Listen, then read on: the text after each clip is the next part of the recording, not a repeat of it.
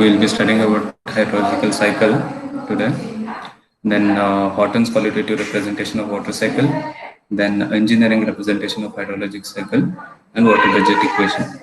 So all these three, hydrologic cycle, Horton's qualitative representation of water cycle, and engineering representation of hydraulic cycle.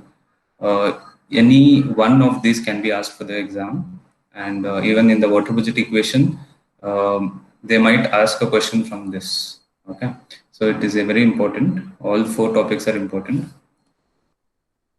So what is hydrologic cycle? So basically, it's a continuous cycle. It will not. It doesn't have a starting point or ending point. But we will start explaining from the ocean. Water occurs in Earth in all its three states: gaseous, gaseous, liquid, and solid state, and in various degrees of motion. So evaporation of water from water bodies such as oceans, lakes, formation, and movements of clouds, rain and snowfall, stream flow, and groundwater movements are some examples of the dynamic aspects of water. So various aspects of water movement of the water can be explained in hydrologic cycle. So this is the schematic descriptive representation of hydrologic cycle. Here, first, water in the ocean, due to the heat, solar radiations, it will get evaporated and it will be sent back to the atmosphere, and then there it will form clouds. So once it forms clouds, it will condense. It will like a major part of the cloud will get condensed and precipitate into the oceans itself. So and some part precipitate in the ocean, and some part of the clouds will move to the area where there is land beneath below it, and it will condense there and it will start precipitating. Okay, so once the precipitation occurs, all of the precipitation will not directly fall on the ground. So some of the precipitation will fall on the interceptions, like will fall on the plants or buildings or any other man-made or natural interceptors. So we call that as interception. Okay. Then some of the water will be falling on the trees and ultimately falling in the soil. Okay. And some of them will directly fall on the soil. Some of the precipitation will directly fall to the streams and water bodies. Okay, so here whatever is intercepted by the buildings or other objects, before that, while precipitating only, some of the precipitation, because of the temperature, it will evaporate back to the atmosphere. Before reaching the ground or before intercepting, it will reach back to the atmosphere, and whatever the precipitation has fallen on the interceptors like buildings or trees, so some part of it will again evaporate back to the atmosphere, and some part of it will ultimately join the ground. Okay, and water which is fallen on the ground directly, that is soil, so it will either infiltrate and stay in the soil moisture, or it will infiltrate and percolate. It will percolate and join the groundwater flow. Okay, either it will infiltrate and join the soil moisture, or it will percolate deep and join the groundwater flow. Okay, so whatever the water which is fallen in the soil, either it will infiltrate or join the groundwater flow. Then, and the water in the soil, also some of the water in the soil will be extracted by the trees or plants for their transpiration. Okay, for the photosynthesis process, and once the water is absorbed by the roots, it will travel through the stem, and it will travel to the branches, and ultimately it will release the vapor into the atmosphere. That we call it as transpiration. Okay, this whole process we call it as evapotranspiration. Okay, so Even in the soil moisture, some of the water will be retained in the soil moisture, some of the water will be infiltrated and percolated into the groundwater, and some portion of the water will be again evaporated back into the atmosphere. Okay. Then, huh. Then water which is falling directly onto the ground. Okay. If it after it satisfy the infiltration, that is after it infiltrates its capacity, then if the precipitation is more than that, then the water whichever is falling on the ground will travel onto the surface of the land, and it will ultimately reach the stream. Okay.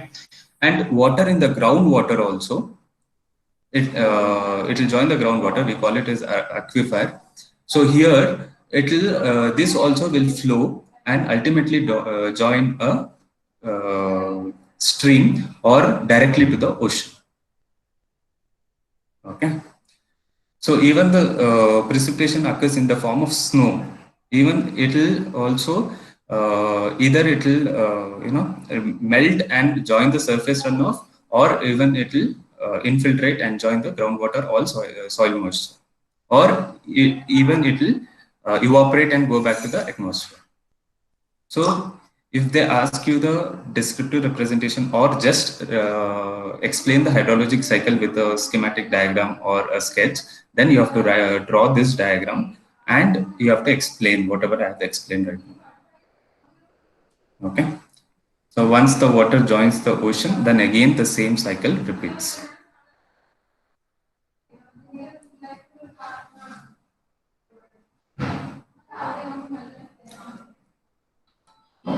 Now, Horton's qualitative representation. So Horton have represented the water cycle in in a qualitative manner.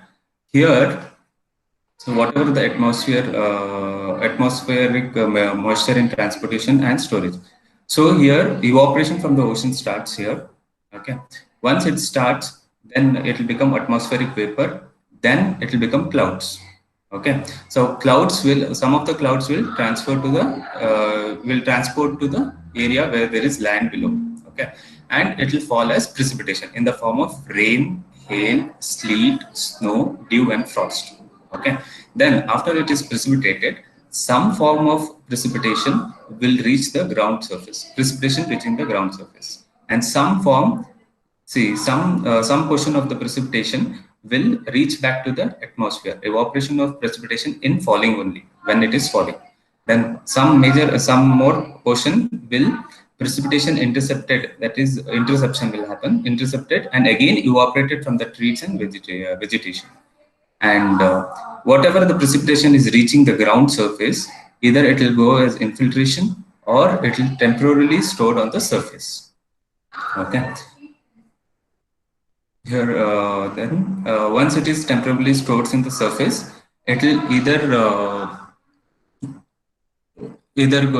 flow as surface runoff into the streams. It will join the streams, or evaporation from this stored surface from ponds, lakes, and stream surfaces directly to the atmosphere. And this infiltration, there is one portion of the infiltration will reach the groundwater, and ultimately it will reach the streams, and one more is groundwater supply, and ultimately directly it will reach the ocean. And one part of infiltration will evaporate from the soils, that is soil moisture. Because of the high temperature, it will again evaporate from the soils and reach the atmosphere. Okay. Then some part of this infiltration will also will be used by the plants, that is for vegetation. Okay. The roots will extract the water from the soil. Okay. Then whatever the water is used by the plants for the vegetation, it will again reach the atmosphere in the form of transpiration. Okay.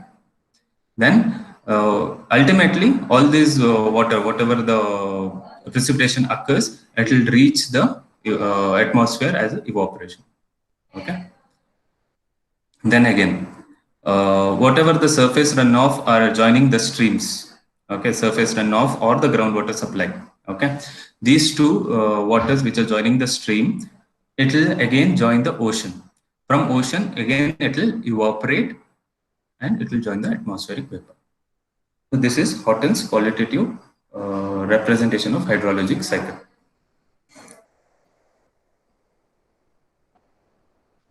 Now we will move on to the engineering representation of hydrologic cycle. Here again the same thing. It is represented like a flow chart. Okay. So this is atmosphere. This is the aquifer and ocean. Aquifer means groundwater flow. So from ocean there is evaporation. This the curvy curvy line denotion is evaporation. Okay, straight line is whatever is coming back to the Earth's surface. That is precipitation. Okay, so from ocean there is evaporation and as well as precipitation. Okay, then here from the atmosphere, there is precipitation to the soil. From soil, it will join the aquifer. Okay.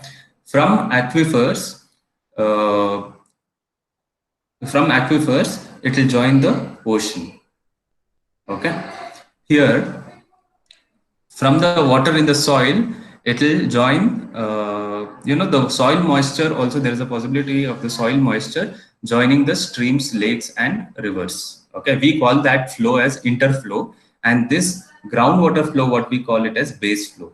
Okay, the water which is, I'll show it here. So this is groundwater flow. So here, whichever the soil, water present here in the moisture form, it will also join this streams or ocean.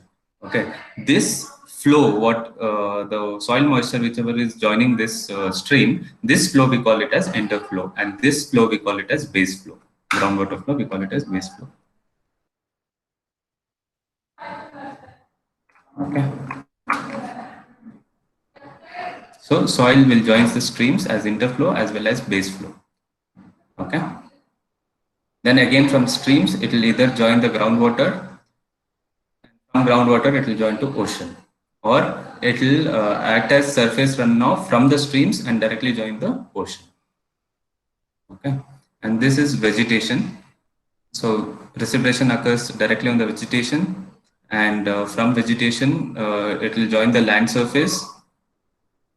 And one part of the water which is formed on the vegetation, it will, if it is snow, it will join the snowpack and ice caps, and then it will melt, and ultimately it will join the land surface.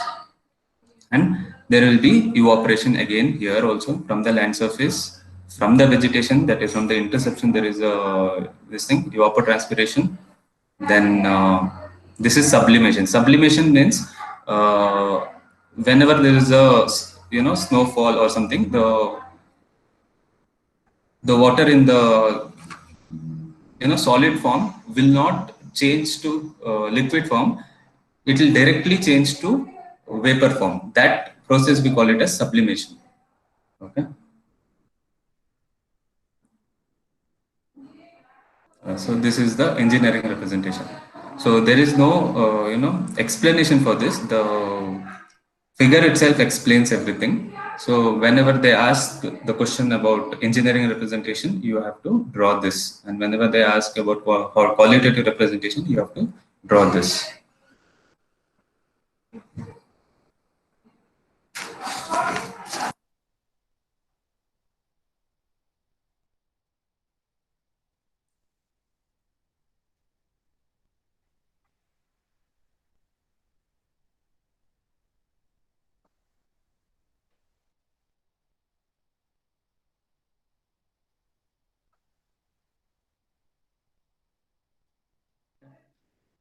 Next, we'll go to what is water budget equation. Before going to water budget equation, we have to know what is catchment area. So, catchment area. Last class I have shown you the video also. I'll just explain you once more. It's the area or a land. Okay. For example, this is the area or a land. draining into a stream where the water, whenever there is a precipitation, it will, whatever the water falls here, it will drain into a stream. Okay, at a given location, it will ultimately, from this small, branches, it will join the main stream and it will join at a river at a station. Okay, at one point.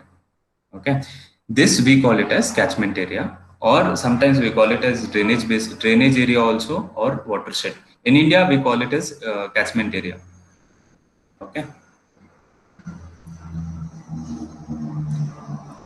so how do you differentiate each catchment area? So, see, at the end of the, at the border of the catchment area, there will be ridges. Okay, in the topography map, there will be ridges. So, the ridges, whichever is connecting, there is a continuous ridge. If there is a continuous ridge which is connecting, then that whole area will be calling as catchment area. Okay, this ridge we call it as watershed divide. That means the after this boundary, there is a different catchment area. So whatever the water precipitates here, it will travel from the surface or from the groundwater. You remember this, from the surface and from the ground also. Ultimately, it will join the river here, from both from the surface and the groundwater. This this area we call it as catchment area. So if they ask to draw the schematic sketch of catchment area, then we have to draw this. Okay, these are the tributaries. This is the river. Okay, so here we call the water which is flowing on the surface, we call this as surface runoff. Okay, once it joins the stream, then we call it a stream flow. Okay, joins this channel or stream channel, we call it a stream flow. From here, it is called a slip flow.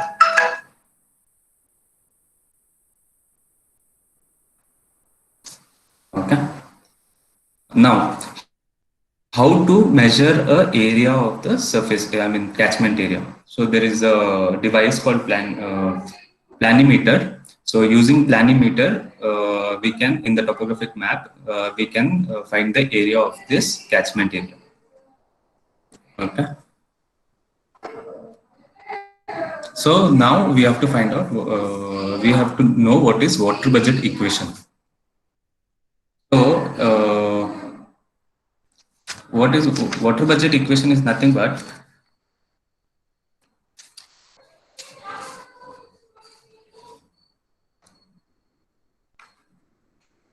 see, for a given problem area, say a catchment, in an interval of delta t, the continuity equation for water in its various phases is given as, see, mass inflow, what is the volume of inflow for that catchment area, minus what is the outflow. If we subtract the mass outflow from the mass inflow, we will get what is the change in mass storage. Okay, so this is the equation. Inflow, see, inflow is nothing but precipitation. Okay, outflow is your runoff, groundwater, evaporation, transpiration. Okay, so whatever the inflow, from the inflow, if we subtract the outflow, then we get as change in mass storage. Whatever the change is there, that will be delta S. So delta S might be positive or negative. Okay.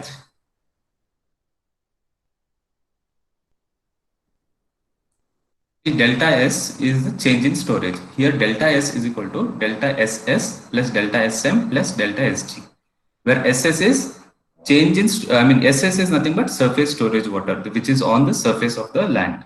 Then SM is water storage in as soil moisture, okay, which is stored as a soil moisture. Then SG will be water storage in as groundwater. So that means delta S means it is change in water storage, including all, that is surface water, surface storage, and change in surface storage, and change in soil moisture, and change in water in storage as groundwater. Okay. And in terms of rainfall and runoff relationship, there is an equation. Runoff is nothing but equal to P minus L. Okay. Here, P is precipitation. Runoff is R, P is precipitation. So L means losses. We consider in hydrology, we consider losses means whatever which is not flowing from the surface. Okay, that means whatever is evaporation, transpiration, or infiltration. Okay, so all these three we consider as losses. Whatever is flowing is runoff, and whatever is not flowing on the surface, we call it as losses. So rainfall runoff relationship, R is equal to P minus L, where R is equal to losses, water not available to runoff due to infiltration, evaporation, transpiration, and surface storage.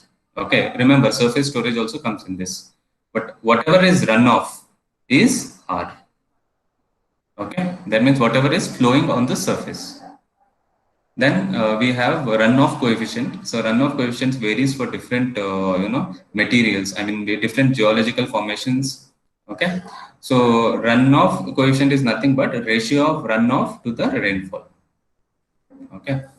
Amount of volume of runoff divided by volume of rainfall happened in that time interval. So let's go to one problem. Please write it down. A lake had a water surface elevation of 103.200 meter. Sir, a bit slow, please. Lake had a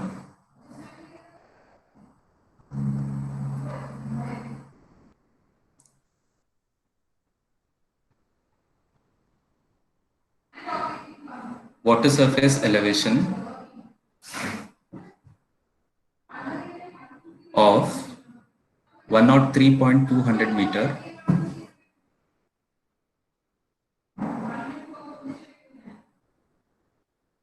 above datum at the beginning of certain month. Above datum at the beginning of a certain month.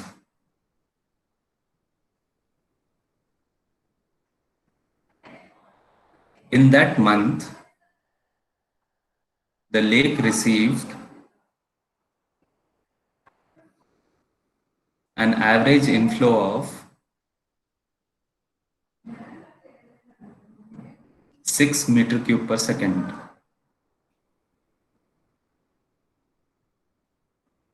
from surface runoff sources.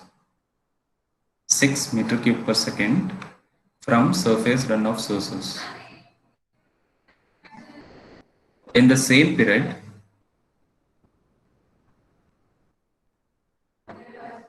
the outflow from the lake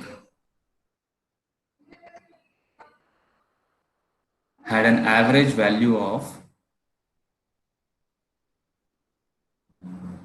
6.5 meter cube per second.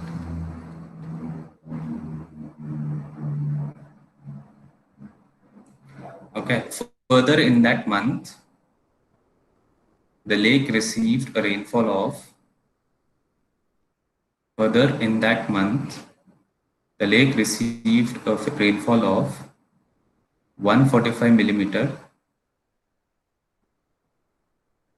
and the evaporation from the lake surface was, and the evaporation from the lake surface was estimated as 6.10 centimeter.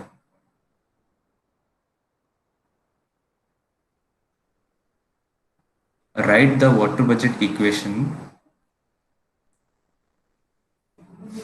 for the lake and calculate the water surface. Write the water budget equation for the lake and calculate the water surface elevation of the lake at the end of the month. The average lake surface area can be taken as the average lake surface area can be taken as 5,000 hectares. Assume that there is no contribution to or from the groundwater storage.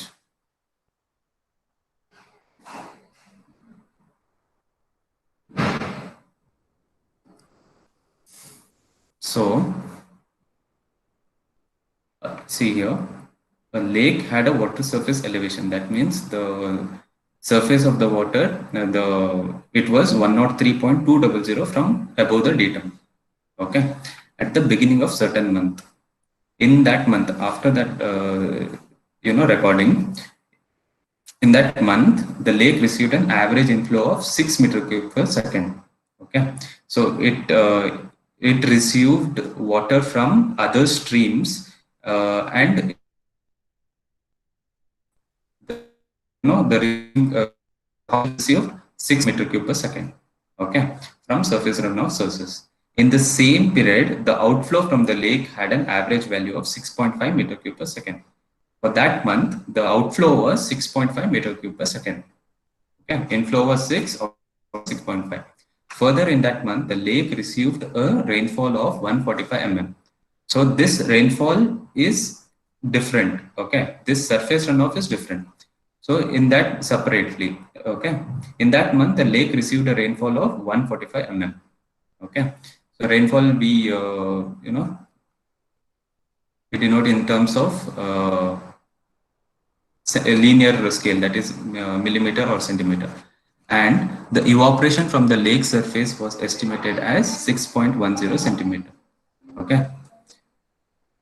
So now they are asking us to write the water budget equation for the lake and calculate the water surface elevation of the lake at the end of the month. So they are asking how much, what will be the surface elevation of the lake at the end of this month. Okay, the average, the surface area they have given, the surface area can be taken as 5,000 hectare, and they are saying that there is no contribution to or from the groundwater storage. So what we have to do first?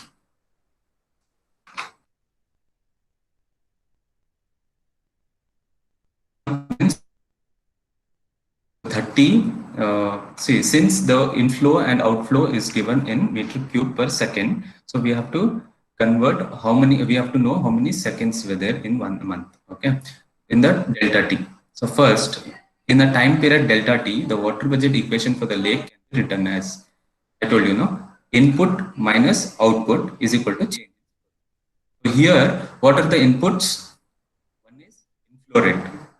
Okay, inflow they have given. If we multiply into the delta t, we will get inflow rate plus precipitation. Okay, precipitation into, see, precipitation is in linear unit into area, surface area. Okay, this will be converted to volume. Okay, then this is input.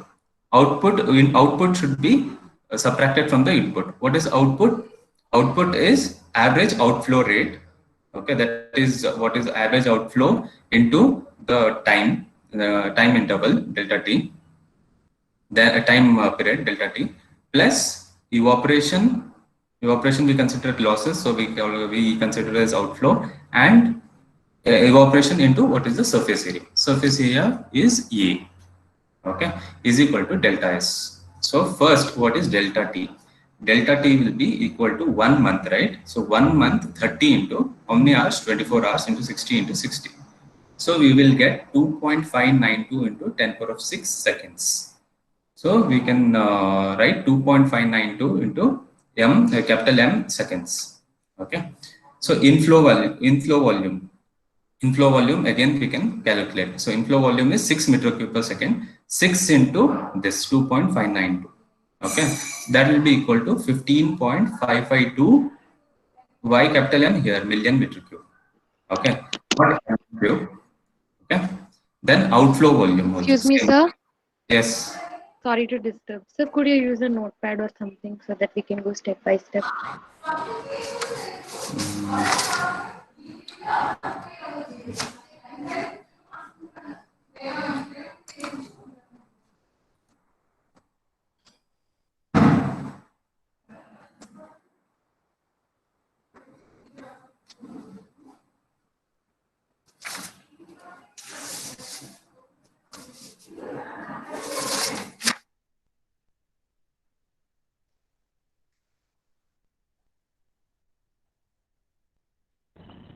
Sir, you could send a photo instead of solving it in the notepad. Send the photo of the solution. Yeah, Okay, you cannot see on the this thing. yeah, I can, sir. I can. You're not following, is it? So can I, sir. But what is, uh, yes, sir. The formula, next step. That one I'm not getting. The flow I'm not getting. Okay, I I'll hope you just understand. explain. Yeah, I'll just explain you once again. Okay. Okay, sir.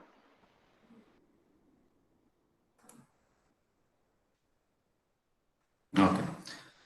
So the question says there is a lake or pond, a lake. There is a lake. For that lake, in the beginning of a month, there was a level of the surface water. That level was 103.200. Okay, 200 meter from the mean sea level. You can say. Okay. So then in that month there was an inflow of 6 meter cube per second water, okay, and outflow of 6.5 meter cube per second water, okay. Sorry, 6.5, yeah. uh, Average value of 6.5 meter cube per second. Then now there is a precipitation in that month also, as well as there is a evaporation from that water body. Precipitation is also there, evaporation is also there. So they're asking at the end of the month what will be the level of that water body, okay, considering the inflow, outflow, precipitation and evaporation. So we have this water budget equation.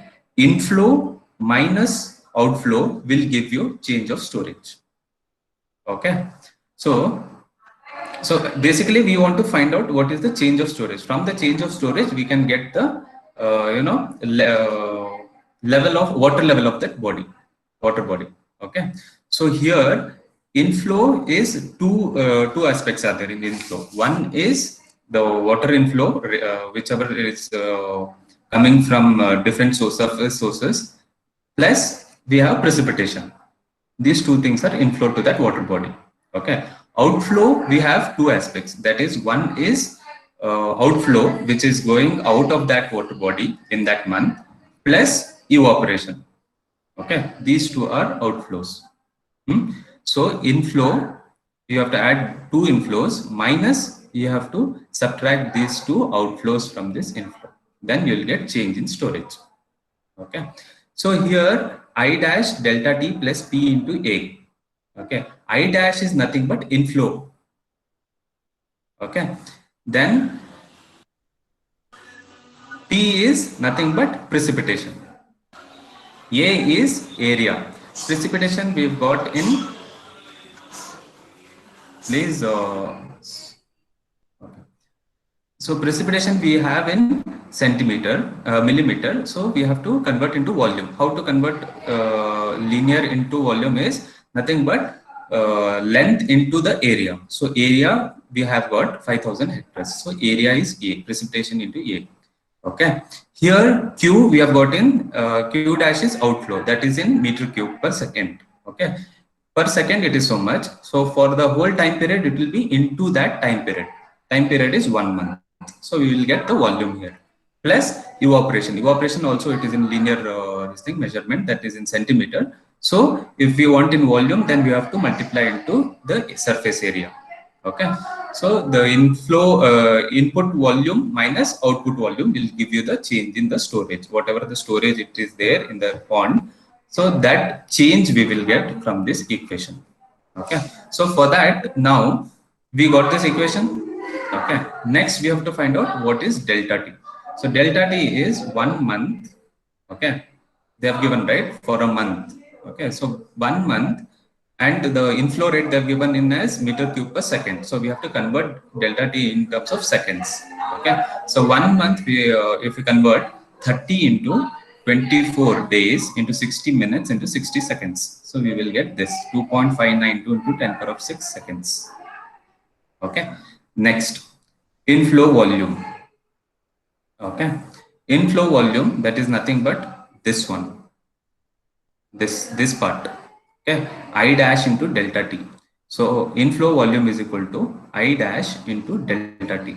So I dash is how much? 6 meter cube per second. So 6 into what is delta T? 2.592 into 10 power of 6. Okay, 2.592 into 10 power of 6.